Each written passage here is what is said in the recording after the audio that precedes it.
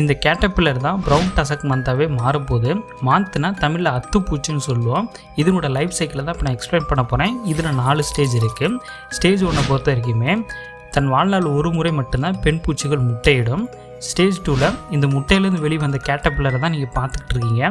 இதுக்கப்புறம் இதுங்களோட வேலையை தன்னை சுற்றி இருக்கக்கூடிய இலைகளை அதிகமாக உட்கொள்கிறது தான். இது மட்டும் இல்லாமல் தன்னோட எதிரிகள் கண்களுக்கு புலப்படாமல் இருக்கிறதுக்காக தான் இதோட உடலமைப்பில் பலவிதமான கலர் பேட்டர்ன்ஸ் முடிகள்லாம் பார்க்க முடியுது.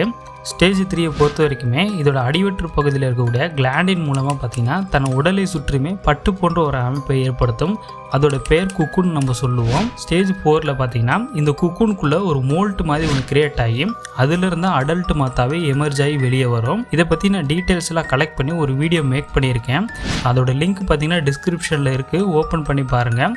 இப்போ நீங்கள் பண்ண வேண்டியது மறக்காமல் இந்த வீடியோவுக்கு லைக் அண்ட் சப்ஸ்கிரைப் பட்டன் அழுத்திடுங்க. இதே மாதிரி இன்னொரு வீடியோவில் ஒரு புதிய சீக்கிரத்தை நான் சந்திக்கிறேன்.